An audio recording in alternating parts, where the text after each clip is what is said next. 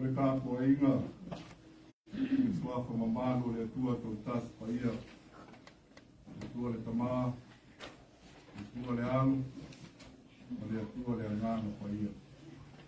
O maia, se o tātou tātua i atu i le atua.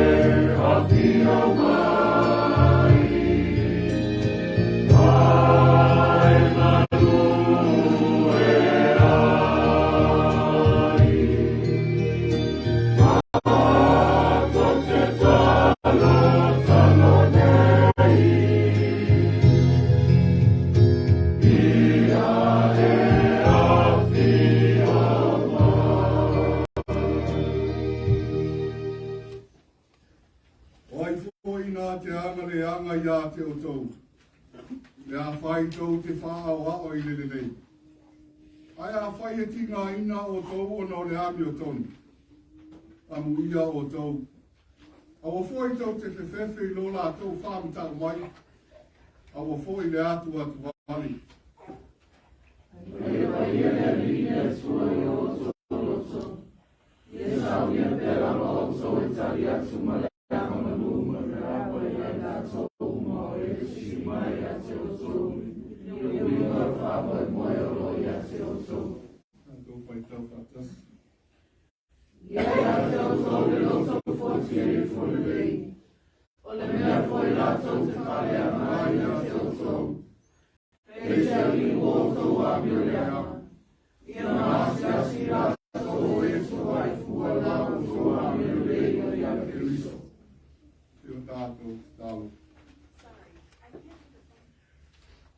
Mātua atu i o luma re a inga e tasi. A wā o e lava lo mātua tua e sipsili ese ma matu lau fio. Whawhitai mo fotu mā lama le nei asa fōu. Ase asa fōu e au mai ai le ola ma le soifua o lau whanau. I le māla ma lau o rosa pata. O mātua wāla wātu i lau fio e ala i lo mana. A wai mātou te le ma whai o lawa se mea o noa ma le whaatasi mai o lau fio. Te e tai tōlua inga i mātou, lo mātou wai ma le whaatau wā. Pāpati so ina i mātou, ia mātou o atu ai o luma ma le loto ma mā. Ia mātou osi atu ai le mātou tau langa o le tāpua inga. Ia tonu ai o na mātou whai ai le mi ngāwe te tau ai. E tusa o lofi na ngāle. Ia whasi silina ai pēra vi inga oelo mātou o tua. O mātou wala watu e ala ia Jesu ke riso o mātou o liki mara whaola. Amen.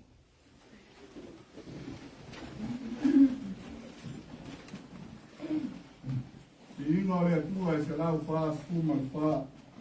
Se lau whaa skuma le whaa i inga o lea tua o lea langi ina e lau whaipesi. Oh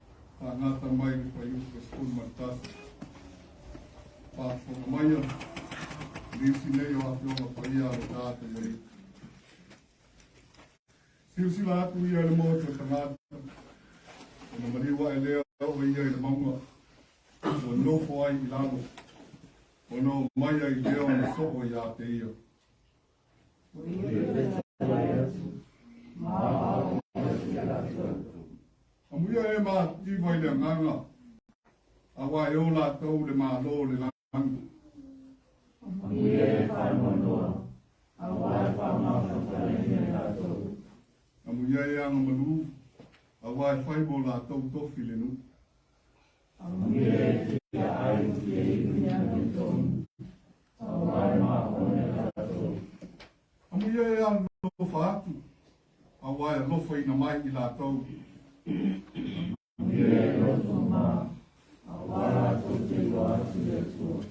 Amuia e Fatu puina le fi le mu. Awai tā ua I lātou wa tali I o le atua.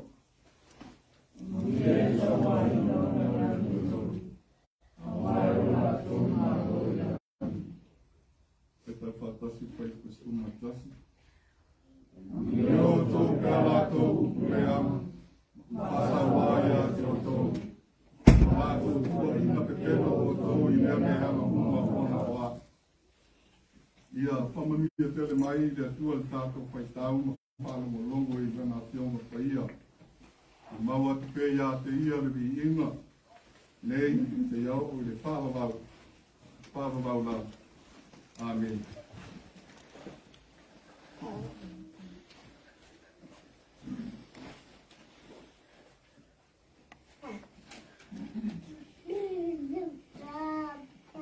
Ora viinga o le atua e iwa spumatas, e viinga o le atua.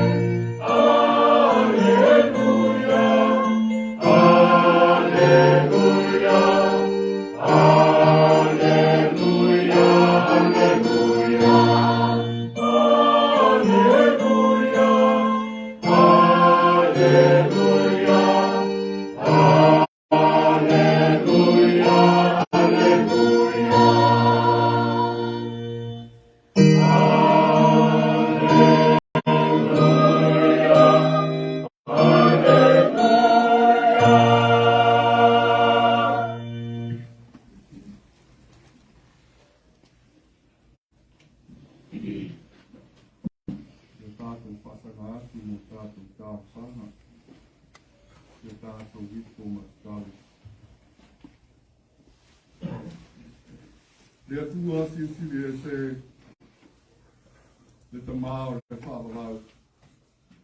O le tupu sili la mo fio i le langi ma le nei la langi.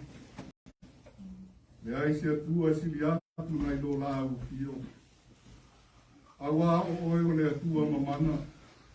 O le atua o foafoanga o mea umalapa. E te wheta lai o na whate puina lea. O le atua la o fio i mātou te whātua tua atu i ai. O le atua e soi fua pēa e o i le whāwawau. O la o fio o le puna ma le pongai o le ola. A pēo na mātou ola ma mātou si ai. E o lava i fua fuanga o mea umalava. E o i lava i le whawhoringa ma whaatata e a lunga no mātou whātua tua i la o fio. Ai whātai te lele atua. E te saili mai mea ma whai loa mai.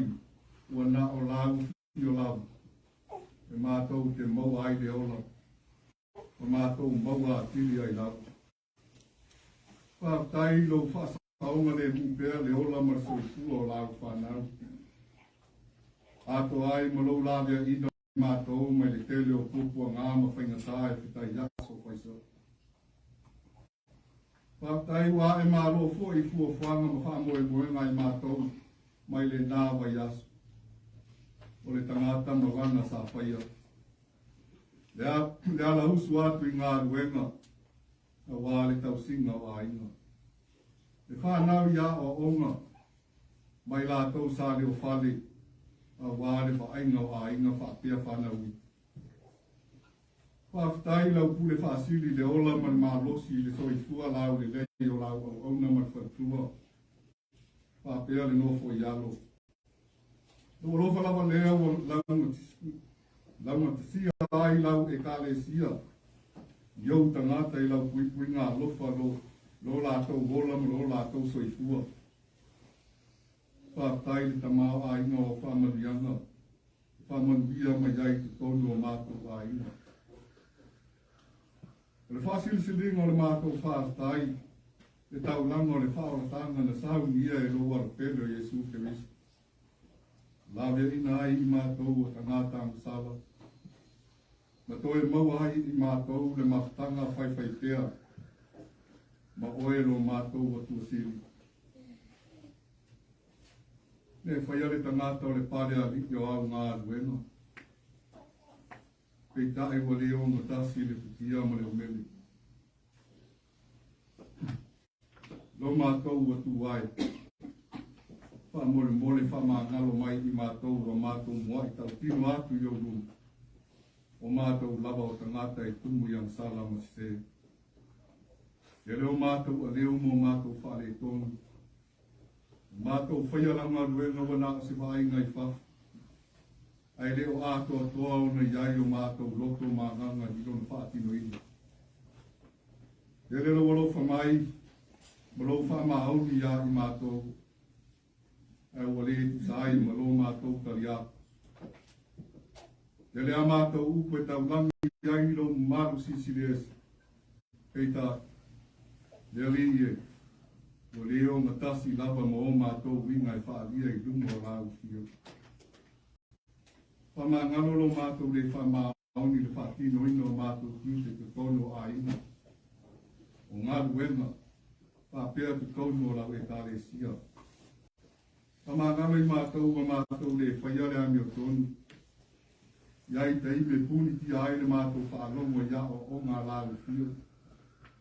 Whamangalo I mātou a wā e iai te ime whapiko I tūtasi ai lo mātou o lofu. Ai mese lo mātou justu si lima mtu wai fua I isio I lātou. Whamangalo I mātou o mātou lea na ana matau sia o kolo aina. Au tū la whono e ao na mātou sāwa wali matau sisi ai. Pei tae wa tele o na mātou soria. Whamangalo lo mātou Fatu e lesi o mātou uso atua oi. O mātou winga whaamaua lulunga. O mātou tawa e whaia. O mātou le peti ai ma sa sofa le file e mū. Whamangalo lau e kāle sia nei. Yo mātou whare e tonu ma le ato toa. Se mātou ngā ruena ma whaatino ino lau ngā ruena. Whaatasi ai maana sala lilo yo mātou loto maangana. O e lava o lea lilo. E ati lau si da whanga lilo. Mole wha maangalo mai I mātou. Ea le toto, pa iyo, maripino pa iyo, Jesu Keristo. Pa peo na mātou whamu ngatuina I whaman tumo, sakala meta o whaman tumo. Ia ma ngalo ai I mātou. Lea tua o manuia, o mātou sa ili atu lava ma le Fatu tua. E whātamisia ai au whamanianga. A wai whasiri lava lo wolofa whaalia ia te mātou lau whanau. O lea tua e whaafofonga I le wala watu a lau whanau. Lea tua ai. Mātou mana tua pea au nei le nei tai au o sapatu. Tai tō ruina pea au nei le mana o lau fio e ala I lo ngana pa ia. Te uku mai lawa fio ngā pa ia o le ala tō fola ina. Ia anu ma le mana o lau fio. Ia whaola ina india ngana se tele mo lau fio. Oisi foi o au na ma le au keri sano lo la tō wola wa ofo ina atu. Fola ai lau tala le lei ma lo whapau pau. Mai la tau e leo I doa ina lau whaau tana. Ia e anga le lei ma tai tō hua ina I la tau. Samanuia ia te I la tau. Ma maru kuia pia I la tau yo aolo. Samanuia sio mātou atu nu tele o Samoa ngalua. Samoa I sa e whapia Samoa I si. Samanuia I unu ma tai tai o whainga mālo e lua. Whamanuia I ona tangata anu. Pule ali I ma whai pule. Wale tua ma tausi. Le marusi anga le nu o au maanga matau le lea. Tukulanga o tamo mo teine. O whana ui. Te iau o lawa se pepe fau whato a whana o mai. Ia iai au whamanu ianga ia te ilatou umarawa. Lato ngata I whale le sabi maukai le lau e lele. Pape nao le whamanu ia iai. Mātou wala au I lo mana. Te e wha umatia ina le wha mai mātu iawa a fia ai tangata nu o Samoa ngarua. Lavea ina e wa a wha ina. Mato e wha fo I le malosi o lātou kini. Mana tua I lātou e leo iai I no whaanga ino nofo ai. O e wa mate la ina le fia a ai ma le fia fei. Tama e se e anga le leia te lātou. Lavea ina I lātou yo aolo. O e wa sawa ina I te tonu a inga mano whaanga pai teo. Te e lavea ina mamaru pui puia I lātou. Alofa mia whanau o mātu o. Te e anga le leia te lātou. Mana tua lau au auna mani isto I lātou. Pa moe moe whai malanga atu I le nei wai asa o wākono uso le kāre sia. Pui pui ala umare a lātou ia.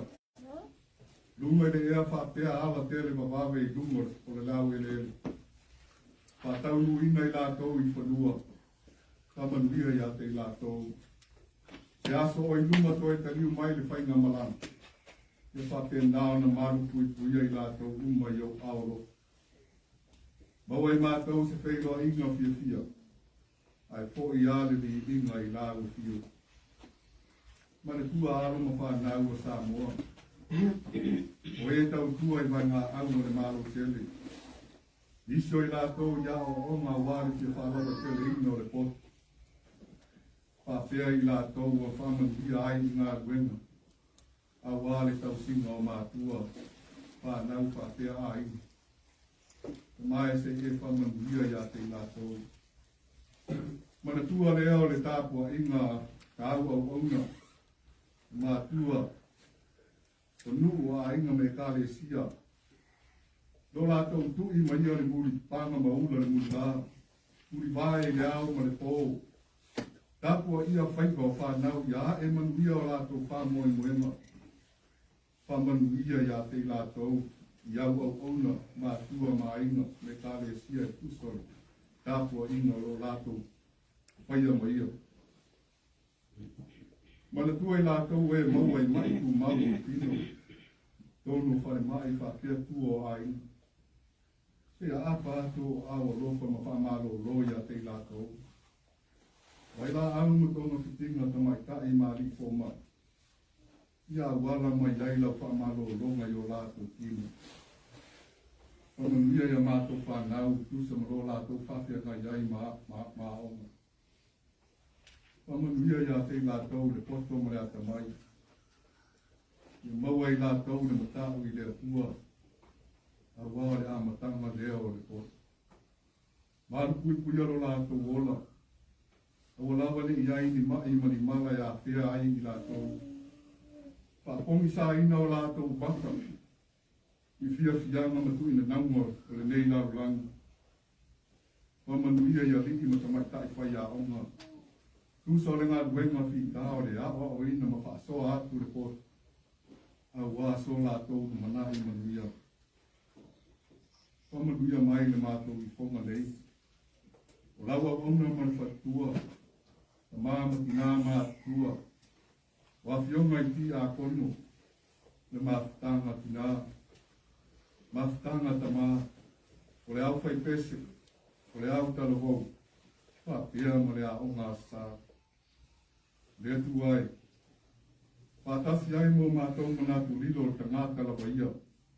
Koe si la fia ina wā oe o le atua o mea lilo. Te taimi o le a mātou whārongo longo se upu mai la wā fiong. O mai o le mātou whārongo. Nā unga la o fio ai mātou whārongo longo. Ia maua lunga pēr ma whasisili na pēr le vi ingo la o fio. I mea mātou te whaia. Le mātou talo rea e aratu ia Jesu lo mātou o lini ma lo mātou whao. Amen.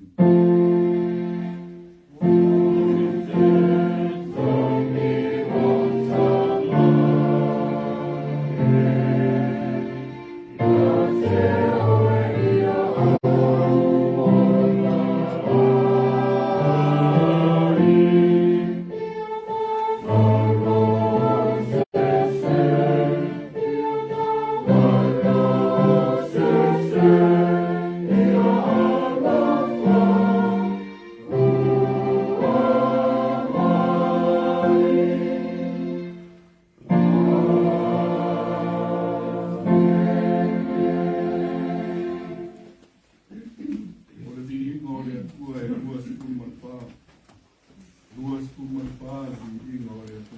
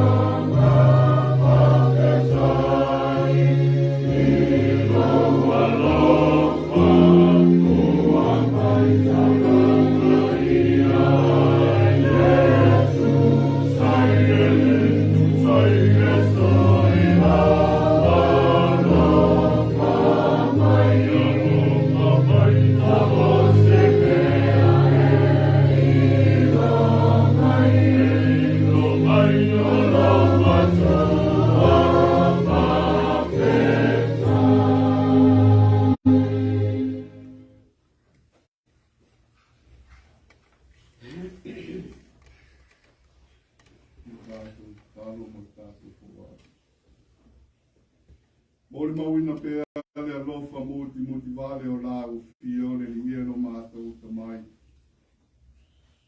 Awa tamawa ingo tu pe sa e wha manuia ai a te mātou. E ala i ngā ruenga o e te tofi nai i la tō e ngā ruru e ai. A wāre ta wāti a e ina o mātou aina. Ato ai malau ngā ruenga. Leo o mātou to e ofo i nātu se whaenga o lau ngā ruenga. O mātou wāra au i nā ufio ne li ero mātou tamai. Sila mai e whātau wākare ko wā i a lau whanau. Se e Fatu ku ina le mātou fōai. Se e whāpai e ina le mātou fōai a to ai mo mātou tangata. Na wai le Fatu salia lea. Ma le fōai na e fōa ina ai le ola o lo warpelo Jesu Keristo. E lavia ina ai i mātou o tangata angsala. Le mātou taro lea la atu i a Jesu Keristo lo mātou o le imo lo mātou pāwa. Amen.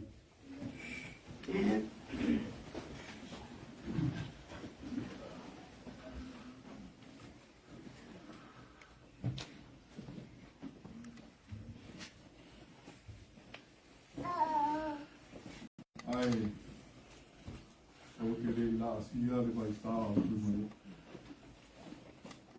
mua no papo é foi no sítio de papo aí suba de louco mariana veio tá alto se mais vamos e eu fácil foi no na lofa o papo olor mas foi foi lá na dona tá pia lá o que lembro de cabecia vamos fazer aí tato foi poto mais no tato tapo lá e fantástico do moreto agora se dividir no tato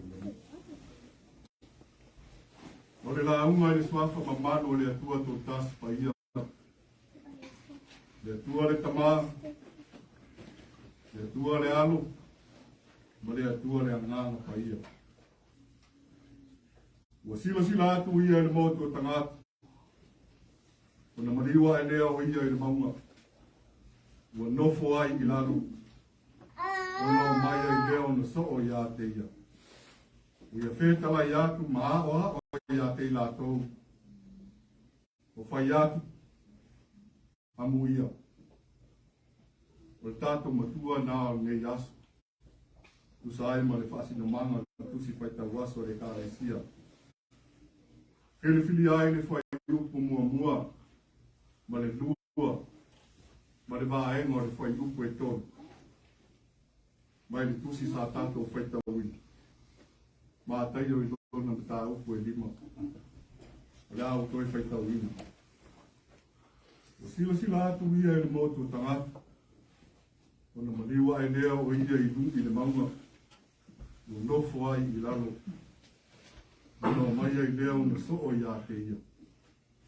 o ia whetala i atu ma o ia te la tau ua whai atu amu ia manatu au tua nei aso e tau whawhau iai ni maa whawhonga whare ana. Tu sai ma le whasi no manga le tusi whai tau aso. Maunga Fiafia. Maunga Fiafia. I tusto singa ma whama o maunga maa tai o i le tala le leia i Jesu Keristo. O lo ia whama mau ina ai le atoanga o le la unga rea liki i lungo i maunga. E tolu ni mta au polo kusia ai ma wha mawina ai e mātai o le la unga Jesu. Roi a tusia e le mta au koe lima. Ma le tāku ma mta au koe ono. Whapea ma mta au koe fiti. O ia mta au polo tā ua ai le au te lengo le la unga Jesu. Mai lava ino na amatanga se ia o atu le wha ai unga. Tala e winga i lana la unga i lunga o le maunga. O se tala manino ma sila fia e le tua tele. A se tala e te lero na tā ua maruna o ngā. O tātou whaitau ma whanongo longo ma le manino. Tusa ai ma le tātou tusi whaitau o le nei asa. Ma tai o i luna mtau koe lima. A le whai upu mua. Whangata le sfurdua. Rota ua i se vaengo le amatango le la unga Jesu. I lungo le maunga. Sata ua I fo ye mātai o le moto tangata. O lo muri atu I le ali. O le vai taimi tonu lea. O lo iai Yesu I kapana ongi kalilaia. O lo ia a o ai I su nako. Ma wha maro lo e mamai. Ulia fo I ke moni mai e sa u tino I ai. Ma Fatu ina fo I e o. A o fe mari wa Yesu I te tonu o kalilaia. O le taimi tonu lea wa mata ia na tau muri atu le moto tangata I le ri. E fia wha alo longo ia na awa onga. Whapea ai malola tofia moli mawina o na wārenga mamana. O nei tangata e toa tele ro muri atu I le ri. E o mai kalaia. O ise o mai te ka holi. O Jerusalema. Mai utaia. Matala atu o Yortana. O mariwa se atu Yesu mai kalaia. O ia na I atu le mātu o Israel. E lata ane le maunga. O le whanua māpue e lea sa nofu ai I lalo. Silisila e lea li. O lea e tau muri atu le moto tangata ia te ia. O no le fia whaalongo le moto tangata ia o onga Yesu. Ato ai malola tofia maata mata ia na wāwenga mamana. Manato le toa tele o I lātou ia e muri atu I le ri. E fau ia te I lātou a o onga le ri. Whapea wāwenga na whaia e le ri. O le whamalo o lo e mamai. O le turi e se ino te moni o ufia I te tonu o le tangata. Whapea ai ma le Fatu ino o le tangata o otu. Manato o le whaalongo ai o le moto tangata I le a o atu a Yesu. E fau ia te I lātou le ia o onga. Ato ai ma uporo whaonga inga e Yesu. E o fo I wāwenga na whaia e reari. Manatua ma ofa le to tele o I lātou. O tu fesili fo I o lātou na mona po ai Yesu. A o whea nā te maua mai ai le mana. O no ia whai ai nei wāwenga. Tātonu se manatu tātou ke o fo I ia tūlanga. Whapei o le motu tangata. Pea tātou wa aia ma mori ma wina ni mea fōu. O I lava se tangata po se wa aeno e lātou ki au maia ni mea fōu tonu se o tātou atu. O le tātou wa aia lea le lolofi ma tumutumu atu o tātou tangata. I le fia mata ma whaanongo longo. A wāre ngā tūralawa lea o le tangata soifua. O le fia I roa ino se mea fōu. E lei wa aia I lava I o lama. Tusa le whaamatalanga mātai o. O whawhia mai. Ona maliwa e lea o le ali I lunga o le maunga. Ua nofo ai I lalo. Ona ia o awa tu lea ia te I lātou. O le amatanga o le la unga le ali. Nā mata lava I le wheta lai mai o le ali. Amu ia. Manino le lei le whai upo e tonu. Se iao o le sifuru matasi. E tusa ma le whaaiwa o na whaapea atu o le ali. Amu ia. Poringa mai o nisio I lātou ia o fo filo mia whaatasi ma le motu o tangata. O lea e whaatatau ai le whetalainga Yesu. O ia whaamu ia atu ai. O lea manino lava le upu amu ia I le amatanga le la unga le ri. E ao lao na tātou mālama lama le lei I ai. I le winga ma le whaanga ino le upu amu ia. O le upu amu ia. Se winga e whaamutanga tawa inai. O le whailo atu le se tasi a te oe. Se whaamanu I anga o e maua ina. Ai te lei loa ina. Pei o le whai upu e fitu. Amu ia e alo lofa atu. A waia lofa ina mai I lātou. A whai o se tangata e tumu I le lofa. Tusa uma tangata e le whaaria ai o lofa lofa. Awa lofa o lo lātou wāro lofa atu wai a te oe. O whaamanu ianga e te leo sila fia ina. Wala tau te talo I lumo rea tua. Ia whamanu ia atu ia te oi. E tuso lofa whaaria I tangata. Oa wala I o whamanu ianga rea tua ia te oi. E te leo I loa ina. Ko whapea ifo. E iai foi niso I tātou a inga o uwhitia I le au konusā. Ono le wala au pa ia rea tua.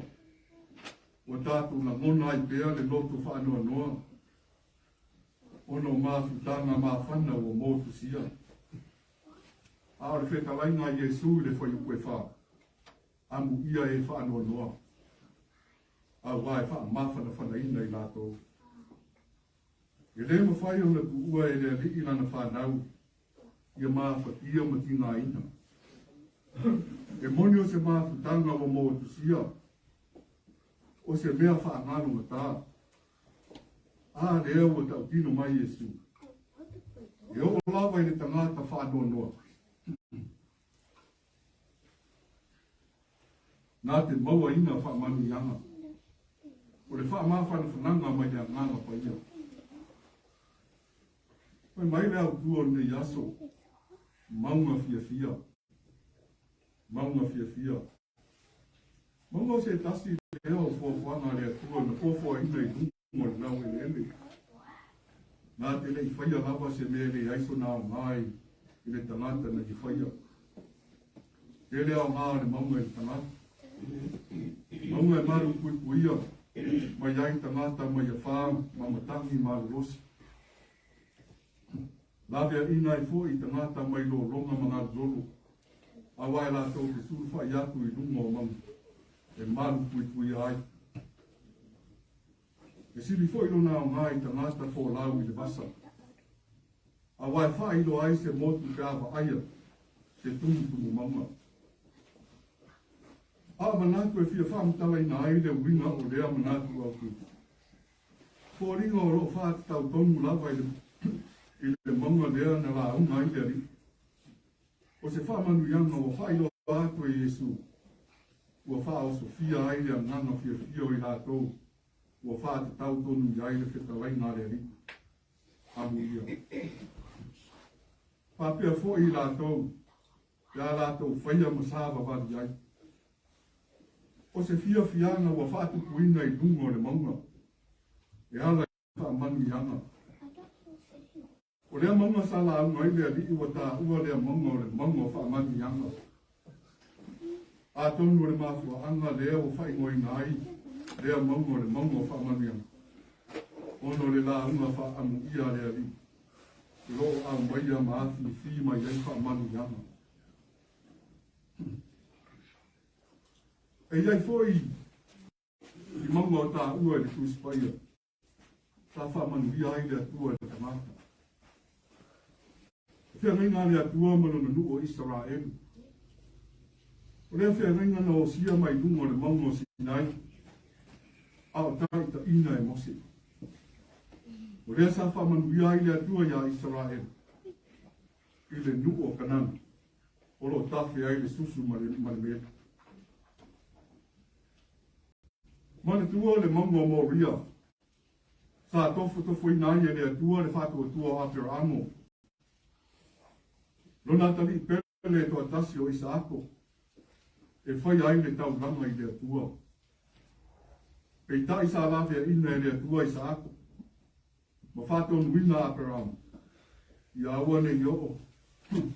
Awane I o na whao o le oki I Isaako. O le Fatu atua whama auni o Abraham.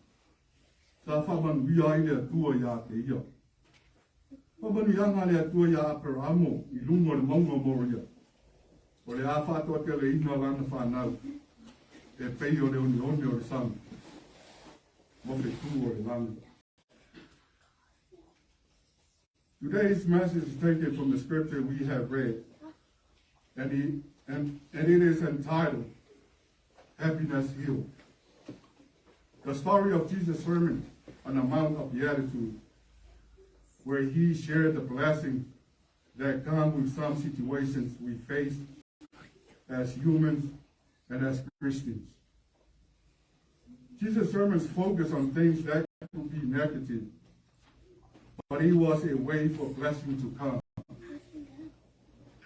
There are many mountains and hills mentioned in the Bible where people have received blessing. Mount Sinai, where God gave Israel guidance through the Ten Commandments so they can live righteously and be blessed with entrance to the promised land. Mount Moriah, where God tested Abraham's faith when he told Abraham to use his one and only son Isaac as an offering to him.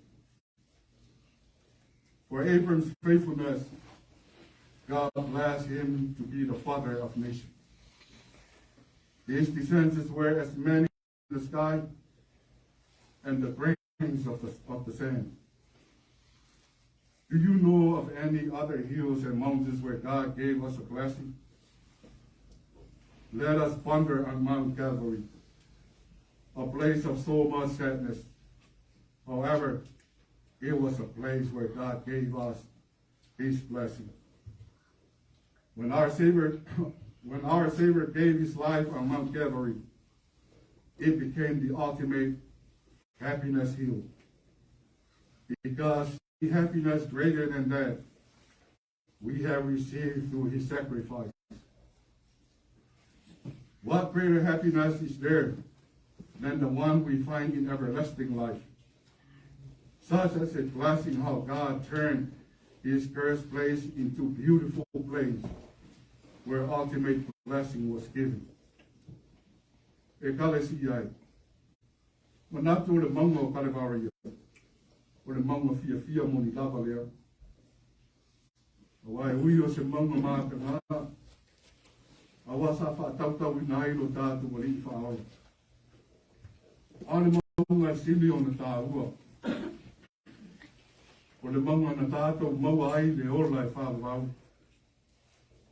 O le maunga sa manatu maua lalo ai tangata. O le maunga e whaataunu I nai whaasalanga pangutaha.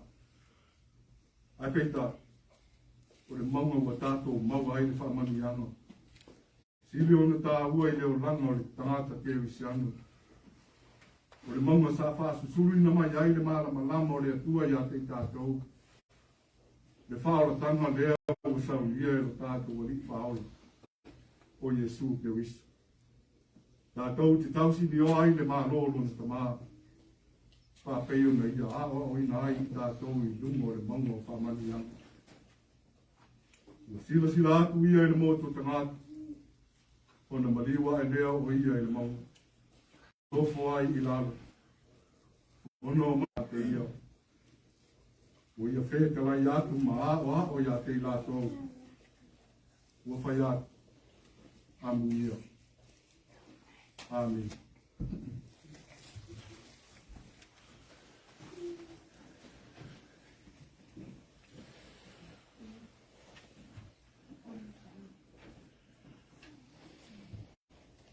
I ingo le atua ua.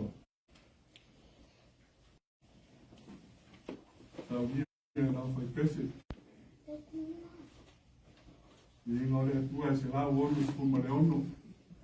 I alangi I lau whai pese.